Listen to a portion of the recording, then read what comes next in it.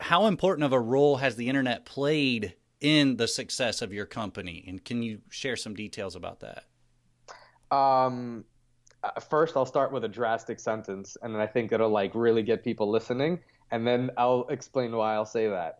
If our website were to stop operating for 30 minutes, I would stop doing what I'm doing. I don't care where I'm at, and I would spend the last dollar in my bank account to make sure that that website is operating to the way it should be. I'll start with that. Then I'll just say that without internet, there would not be an Imperial Kitchen and Bath. Simply said, without internet, and I don't mean just, I mean like 1.0, 2.0 internet. I don't mean like social media internet. I mean like generic internet content marketing, search engine optimization, really good website that converts, that explains and speaks to the client that you are trying to target, that tells a story and has all the necessary information that they would need. That's it. Without that, we would not exist. Social media has only now starting to play a minute role in our marketing efforts. And we're only really doing it just to really more for brand awareness, not really so much for sales and expansion, business growth. What I'm hearing is it sounds like you're saying 100%, but is there any other avenues where you're getting business besides the internet? No. Really? Referral. Well, referral, obviously. But that still led from a sale that was originally originated from the internet. Hmm. Like, and because we're a 4-year company, last year was like the first year we started getting referrals. How many things does one client have to do in their home? Like there's only so many bathrooms. So if we do 2 bathrooms in one client's home, he'll probably not call me back for 5 years or 6 years or 7 years until it's time to do his kitchen or something else. So like our referral business is not as strong, obviously, as someone who has been doing this for 15, 20 years. So literally my first project and the 95% of the projects we do right now till today, well, no, I could say now 90 because our referral business has been a lot stronger. Our like even 80-ish is all still internet, 100%. So, how do you get people? How do you get leads? How do you get a prospect to find out about you with the internet? From the beginning, I had the amazing pleasure to be educated on the wonderful thing that is SEO. And for those who don't know what that is search engine optimization. That is little magic sprinkle dust that you sprinkle all over your website to make sure that it tells Google, Bing, Yahoo, and all the major search engines that you are relevant and you are here for a reason to serve a specific purpose. And the more specific and tighter that entire funnel operation picture is, the higher you will rank, the more exposure you will have because today we're living in a in an internet world first. Nobody's grabbing a magazine to look for a kitchen and bath guy. Maybe to look at some pictures, and I even highly doubt that. Like I don't even know how many women are probably looking at magazines anymore. Maybe fashion magazines. I don't even think women have really just where our attention spam is today in society. I don't think women have time to look at like Pinterest is as big as it is because of that. House is as big as it is because of that. Like the magazine industry has seen such a huge hit. Fashion industry is still strong because every week there's a new skirt. There is not a new kitchen cabinet every month, so it's harder for them to keep up. So like we've never relied on print, your standard media outlets like radio or Yellow Pages or stuff like that. Do you think that SEO, search engine optimizing, is as important today as it was 4 years ago? Absolutely. It is as important today, and is it always going to be as important? Because unless the internet changes, period, unless we go into like a 3.0 internet shift where maybe Google shifts to a truly mobile first search, where like you no longer are going to rank for the things that are people going to type. You now have to rank for the people that are for the things that are people going to say because they're talking to Siri. Like nobody's going to have time in 2017 to type, I am looking for the best kitchen and bath remodeler in Bergen County, New Jersey. They're going to ask Siri that because by that time, Siri is going to be so advanced where maybe now there's some glitches and people are not too happy. like she can't hear you too well or whatever the case is, like soon she'll know your thoughts. And like who knows where this is going, but today, like, what are we in November, 2016, SEO still number one. Absolutely. Other things are growing, definitely, but it all depends on your business. If you're a local service business, you live and breathe and eat SEO and local presence. If you're a brand, you're a kitchen cabinet, and you want to grow, local SEO is going to do nothing for you. Trying to rank on a national level is going to blow your budget. So you're going to be 100,000% social media. So I think it all depends, like, what you are as a business. But in my case, if you're just asking specifically like my niche, 100% still SEO. I can't stress that enough. Again, like my website goes out, like everyone knows that, like, and people didn't get that until this year. I remember being on vacation 4 years ago, about three years ago, and I got a phone call from my web guy, and he goes, "Hey, what did you do to the website?" Like, because he knows I post blogs and stuff, and he's like, "The website's down." I literally spent maybe 4 hours in my room while everybody was out partying, and this is like Mexico, Cancun, working on my website, because this was like a Thursday night, and I know that over the weekends we have our hottest traffic. Like it's that important. It's that important. And because I knew that years ago, it gave me a leg up, and it made me grow so fast. Like we don't have anything special. Yeah, I'd like to think I'm a really good designer, of course. I'm always going to put that out there. But, like our operations, like we don't, like my guys don't have magic hands. They're good carpenters. They're good tile guys. We're not selling a dream. We're doing everything else. Is just that we are able to get these jobs because, we hit the SEO so hard, and it developed like such a huge internet presence for us that is just now is self-sustained. Almost is. It really is. Man, I have two things I want to talk about that mobile future a little bit, but what you just said, I often like to tell people that your internet presence needs to be viewed in your own mind as online real estate. You don't buy real estate, or let me rephrase that. You buy real estate for the purpose of investing and planning on a return. Exactly. And I believe that your online presence and the marketing aspect of your online presence needs to be viewed in the same way. What I mean by that is so many of us in the contracting industry right now feels like an expense. It feels like the marketing and advertising expense category in QuickBooks or whatever. It feels like it's just draining my pocketbook. But I want people to hear what you're saying here, that it should be viewed as an investment, that when you invest properly, then over not a few months, but a few years, the return will start coming, because the real estate is there and it grows in value. It doesn't stay. Like if you invest $3,000 in your web presence, the value of that doesn't just stay $3,000. As you continue adding to it, it's going to grow, and Google will become more and more and more aware of you and how you're satisfying people who are searching. They'll give you more and more and more traffic, which will result in more and more leads. Eventually, that unseen real estate is going to start bringing more and more return. But you have to view it that way. It's an investment. Now it's I'm sorry to cut you off. I think now it is actually seen, because I was just like that. I looked at it as like, I'm not going to invest in air. Like, no. What is SEO? You're going to do something now that might not happen for 6 months. I don't know. I need to buy like business cards, and like I need a sign for the yard when I'm working on a project, and I need like contractor's insurance, But like now I look at it like, all right, I really hope that the SEO business doesn't just spiral out of control and these SEO guys get so greedy and crazy where the prices are going to go so high, because I'm still going to have to pay it. And I will pay it.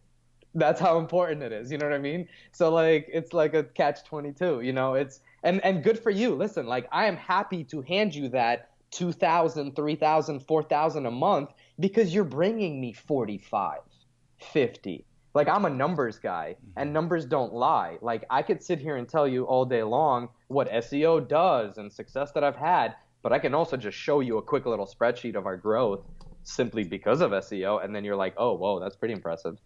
So like, I've always been like, numbers don't lie. Numbers don't lie. What are the numbers saying? Are we getting clients from this? Absolutely. Then we keep going, keep putting more money into it and more money into it, and give it more attention. Like, if something's not working, we don't like downgrade. We cut it out. Like, there's just no point. There's time, especially today, it's moving so fast. You have to be extremely adaptive. Like, the more adaptive you are and the more open-minded you are, the more successful you are. I think the biggest problem with that, like, with the thinking that you just described, oh my God, it's a huge burden, it's going to cost me a lot every month. I think it's just because, unfortunately, we're going through a generational shift in the construction industry, right? And a lot of the older contractors, not only are these guys like just now barely getting iPhones in their hands, like, they didn't know what this thing was 2 years ago, right? So like, it takes much longer than that for a human mind to really understand, and that's normal. That's just how we are. Like, if I don't know anything about, I don't know, Colombia, like, I'm probably not going to want to go there until someone's like, for the past 4 years, been showing me pictures how wonderful Colombia is. And then on the 5th year, I'm like, hey, honey, we should probably go to Colombia. It's amazing. I've been hearing such good things about it. And that's what the internet is.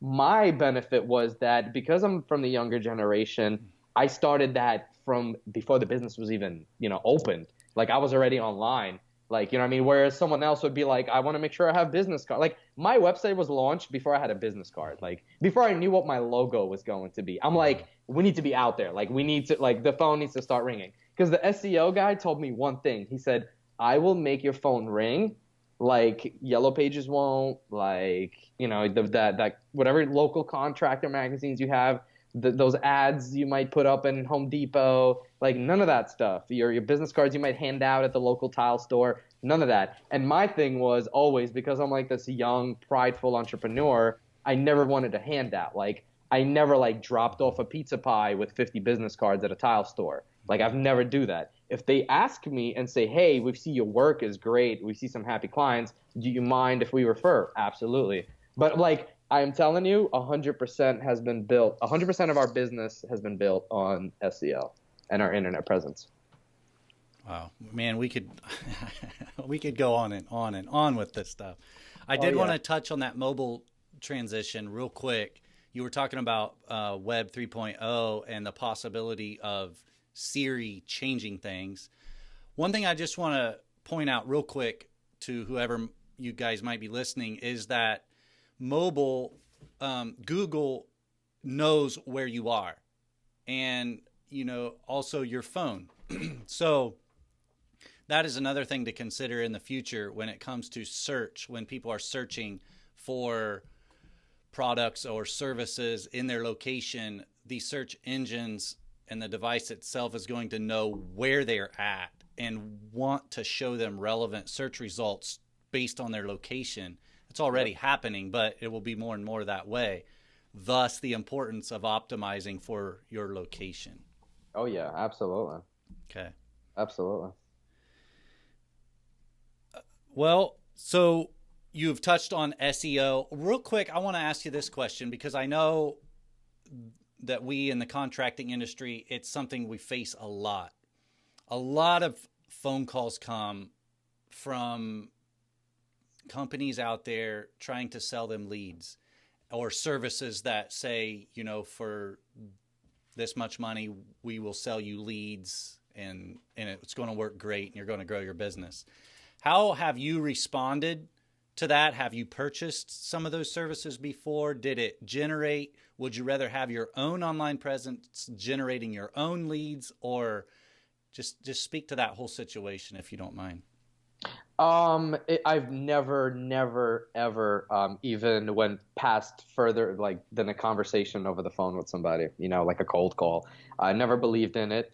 Not only during the time that I started doing this, it was kind of like a shady, sketchy industry. There was a lot of rumors about leads being resold, same leads circulating, which was a huge turnoff.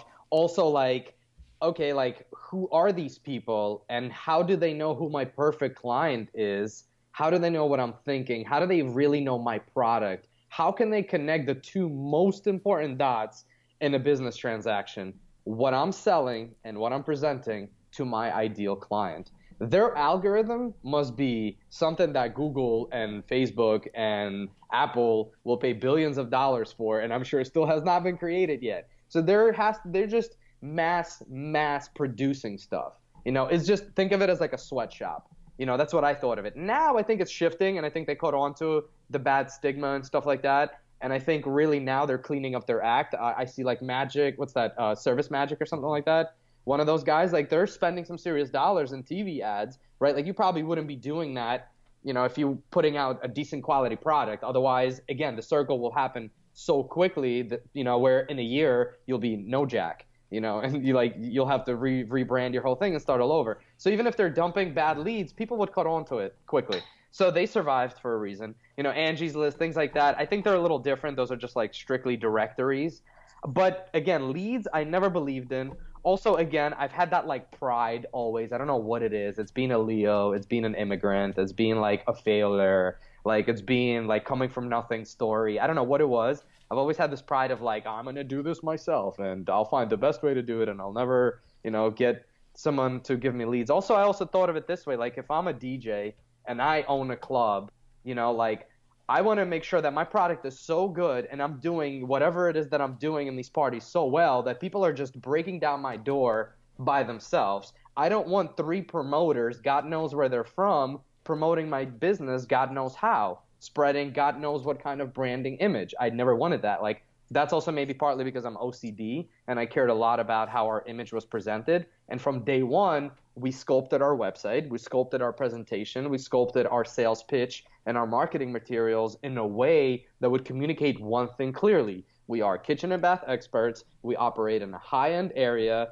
and we are a truly one-stop shop. That's it. That is an extremely niche market. So from day one, believe it or not, our like bird's eye, meaning like the ideal clients that we were hitting with our leads were like 5 out of 10. Now we're like 8 out of 9 out of 10. So we're almost like perfected it, So, and I think like that's to us was really important. Now, I don't know if that'll apply to a painter, right? Because a painter can't sit there all day long and wait for someone to be like, oh my God, this guy's the world's most amazing painter, let me call him. He probably does need a dump of leads maybe that he just needs to weed through and sit there on the phone and say, how many bedrooms? This much. How many bedrooms? This much. Like he doesn't have to take physical rides, right, and do estimates, right? So like you just have to figure out what system works for you. But still, even unless you're like, a fly-by-night or you really don't care about creating, like you said, prominent, valuable real estate and putting a stamp on the virtual earth, as we call it, like then yeah, go for it. But if you really want to make a long-lasting impression, website and local presence is the only way. Like, you think Yelp is going anywhere? Like, no. Houzz has only been growing and bigger. They're awesome, and their algorithms that they have and the stuff that they brought into our industry is phenomenal. I love them. I'd send them a fruit basket if I know where they lived. They changed our business. Anyway, but like, yeah, I don't believe in the lead systems. I do have a friend in the furniture industry that is moving, in the moving business. Yeah, that's probably like a lead kind of business, right? You'd want like 1,000 people to call you and maybe 50 will say yes. But that's not like what we sell. We sell a high-end product. I don't want just 50 people to call me and exhaust me and ask me design questions and pick my head when maybe one will say yes. So I feel like, the more finer you are with your message, the easier it is. When we were chatting before we started this call, you said something that really grabbed my attention. You said, I'm here today. I've got plenty of time because everything's taken care of and all my systems are in place. Absolutely. I want to know, I wondered if you would take a little bit and just walk us through the systems that you have set up using technology from prospect visits my website, lead gets started, all the way through to maybe even today when you're actually working on the project, but you're sitting in your chair in your office. How does that happen? How can technology, how are you using technology to work through all these things that need to happen without you being out there all the time or whatever?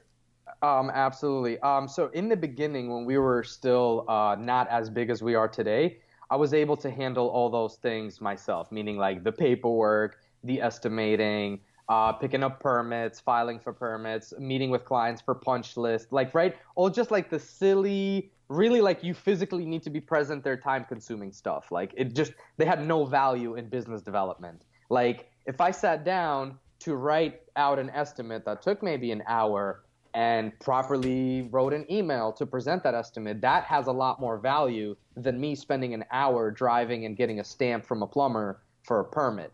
So from the beginning, we didn't have the pleasure of having any extra help.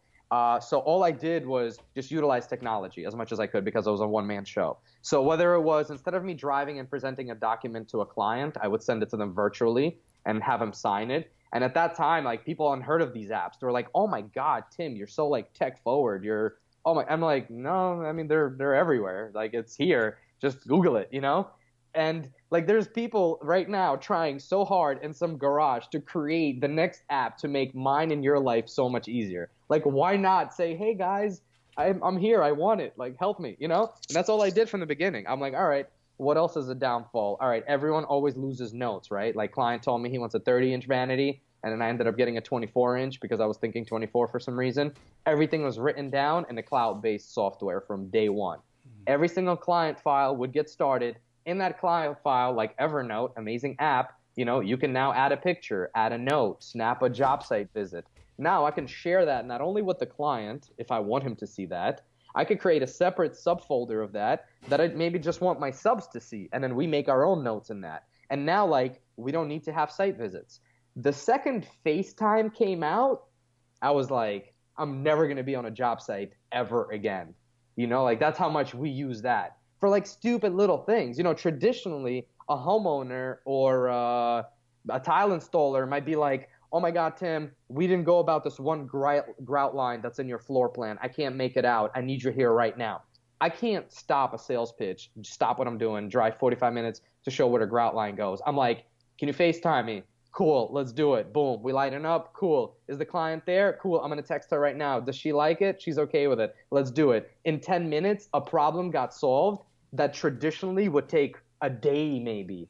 And in some cases, I've heard 2 days. When a contractor tells me that, like, "Oh yeah, we haven't installed the shower door because the client's really not sure if they want to slide her on the right or on the left," I'm like, dude, grab her hand, show her what's the difference, why, like, get it done, send her pictures, send her a video, like, send her how to install. Like, we have all these tools. A client will call me and say, "Hey Tim, I have no idea what a wall-mounted vanity looks like. YouTube, installation of a wall-mounted vanity." Send her the link. Oh my God, that's so cool. Can we look at that next time we're at the store? Versus like, spending an hour explaining to her what it is. Like, it's like little things, getting things done virtually. And then now, what I've done is I've just hired help. That's it. That's the only way to scale. That is, I did not get that because unfortunately I don't come from a business background. I don't have any mentors. I don't have a business education. I don't have any friends that are successful that could show me the secret sauce, as I like to call it. So I had to like trial and error, trial and fail, everything. So Tim, what happens when a person lands on your website and wants to do business with you? Walk us through the steps, just Sure. One step after another. First, by the time they land to our website, they are so qualified where we almost don't have to do any sales pitching, any qualifying, any of that like traditional cheesy stuff that one might have duct taped, taped on their computer to not forget to say to their clients. Like, "Do you have a budget? When are you looking to start? I'm available tomorrow. Would you like to meet?" Like, you know what I mean? Like, this is not a car dealership. Like, traditional sales skills won't work. So by the time a client gets to us, they're extremely qualified. They are there for a reason. They speak our language. They understand our value. So we have a very natural conversation in regards to, "What town are you from?" "Oh, great. We just did so-and-so in that town." "Oh my God, my sister lives on that street." "Great. Tell me how, what really brought you to do the rent?" It's like a supernatural conversation, zero sales. So is that a phone call or is that an email? Phone call. Usually phone call. Usually phone call. I feel like a lot of context could get lost in an email. An email to touch base and schedule a phone call is nice. To follow up is nice. To leave a formal paper trail of maybe some measurements or some design decisions is good.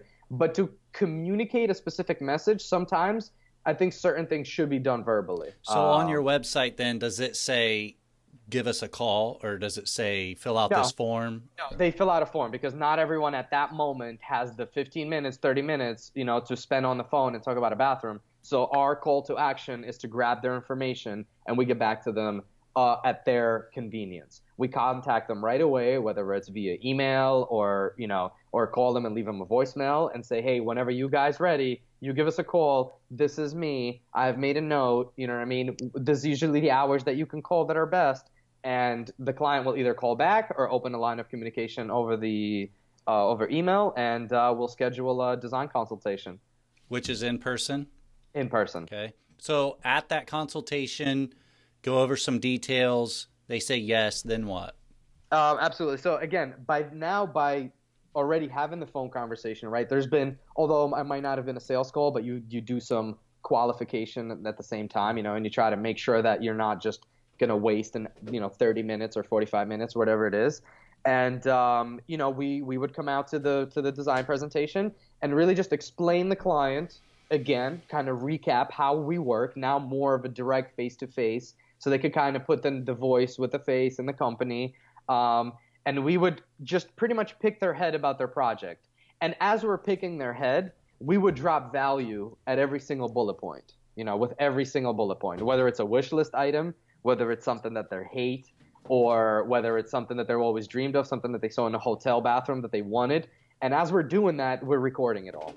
How? So I'm getting usually I have either someone with me, my assistant, or if I am there myself, I do a pretty good job at taking all the crucial notes, right? You don't need to record like, hey, moved here in 98 and bought this house in 2000. So what are you recording those notes on? So usually I use Evernote. Right now, the iPad Pro that I've been using is amazing because the Notes app actually allows you to sketch. And because I've been an Apple fanatic since day one and everything is cloud-based, I've been using just the Notes app for my note sketching. And they also have this cool little ruler thing. It's like a little feature where you can just literally use it to line up. So you don't have to worry about it looking like it's chicken scratch, if you're not a drafter or interior designer. So it's been awesome. You whip that out and people are like, whoa, this guy's legit, Okay, so you're taking notes, and let's say you get to the place where they say, let's do it. Yes, deal is done. What happens then as far as technology? You go back to your office, you work up a proposal. How do you do that? What are the steps that you're using? Right, so we make sure that we collect all of their information, all of their contact information during that visit. And also the best time we feel like is also to ask us how they find you during that visit, not at that first phone call, and just again, be really salesy. But what we do is we follow up with them as fast as possible with a proposal. And again, we invite them to formally go over the proposal if need be by inviting them to our office if they wanted to. Sometimes that's a little easier for people. Sometimes not everyone wants to have a conversation with you for 30 minutes. Sometimes it's better that way. And we basically just make sure that we consistently follow up until either the client says yes or no. And follow up, I don't mean test them. I mean, if they said, hey, I'll get back to you in 2 days, maybe you don't follow up in 2 days exact. You follow up in 3 and say, hey, I know you said you wanted to follow up. Just we get busy. Just wanted to touch base. If you have any questions, give me a shout. We're never like, hey, I just took on 4 projects. If you miss your window, that's it. See you till next year. I've heard people say all those things. So technology we use for that would be Evernote again. We start a file. Everyone could see it. We put our sketch into Notes. So by the time I get back to the office, it's on my iPhone. It's on my MacBook. It's on my iPad. I can share that quickly with anyone. I can share that with my draft person that doesn't have to be in the office. I can have her start working on sketches before I even get to the office. You know what I mean? It's just so streamlined. We do our meetings, we do our presentations and screen shares that way. So if a client says, hey, you're not close, or I don't have time to come in, I really want to go over line by line. Yeah, you itemize the proposal, but it's still nicer to really take control and really present the proposal and communicate it the way you should. and explain to the client all the value the way it needs to be. So we use an app called Join Me.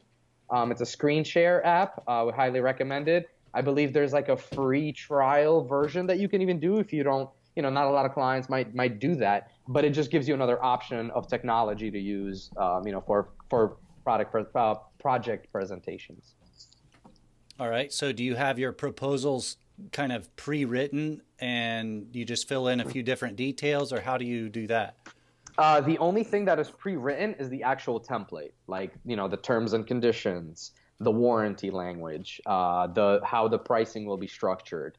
Unless the project is really small or really big, you might adjust those, but for the most part, that all stays the same. And the only thing we really, really modify every time is whatever we're doing, because we really stress the fact of breaking it down as much as possible. And because the template is halfway done, you don't have to write it from scratch every time. You can spend the extra 15, 20 minutes to write out those extra 20 line items that really should be there that you really aren't putting there. But essentially, they communicate and cover you. So I don't know why people are not doing them. So are you doing this in Microsoft Word and you print it out and then you drive out to the customer's house and you give it to them and have them sign it? No, that would be a total waste of time. That would be a complete waste of time. So what we would do is we would have the filled out in a PDF format. It would start with Microsoft Word, if you will, if you wanted to, if you're not familiar with Adobe. PDF is awesome. It's very easy to use, very easy to modify if you're savvy in that sense. So we use both. We also use PowerPoint sometimes for presentations. So depending on what kind of project that is, because we do a lot of design work. So things are on the go, on the fly. They need to be modified. Sometimes we pitch to big design clients and like big design projects. So we need things to look a little more formal. PowerPoint might be better for that. Might have a better of a film, a graphical effect to it. But yeah, we would use DocuSign or something similar to upload that proposal into. And I believe, again, they also have like a trial version. If they don't, it's pretty cheap. It's like $10 a month or like $5 a month. You upload that document and you could send that to the client right away. They can sign it right on their phone, wherever they are, send it right back to you. Now, we also use that for change orders. It's amazing for change orders because it's very important to get those change orders signed. And we do that on the go. This way the client cannot tell you like they just can't do it. There's no more excuse of I don't have a scanner, I don't have a printer. You have a screen on your phone? Cool, let's do this. That's it.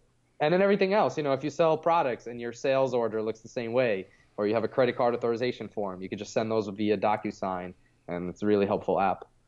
That's awesome. So then project management, are there any other apps or tools that you use like right now while projects are going on? You mentioned FaceTime, talking with your subs and stuff, but... Yep. Dropbox we use a lot. The subs that are tech savvy, not all of them are. Again, there's a tough generational shift disadvantage, so to speak, to some of the older subs, because they're not open to using this technology. But the ones that are open, wouldn't call me 5 times to ask the amperage on that wall-mounted oven or, what kind of circuit the electrician needs to run down to the panel. He now has a Dropbox folder that I had shared with him that have all the electrical specifications. In that same folder, there's now the same specifications for the plumber should he need them.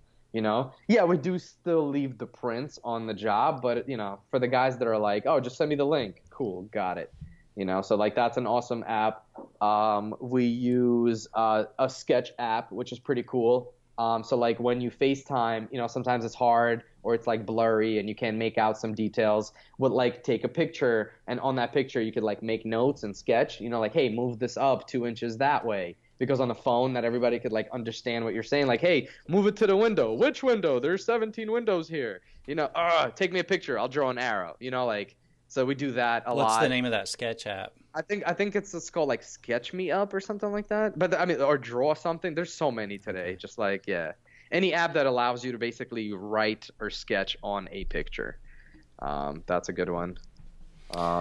Yeah, but we basically operate completely paper free because of technology. The only things that we keep, which we're still working on, is a folder that's about as thick as your book for each client. And those are probably only the actual physical documents that I'd like to keep, which is like the original contract, any change orders, any contractors that are not tech savvy and that did give me a written proposal and stuff. But even that, 2017, my resolution is to completely do away with that and just to scan in everything. So we should operate completely paper free.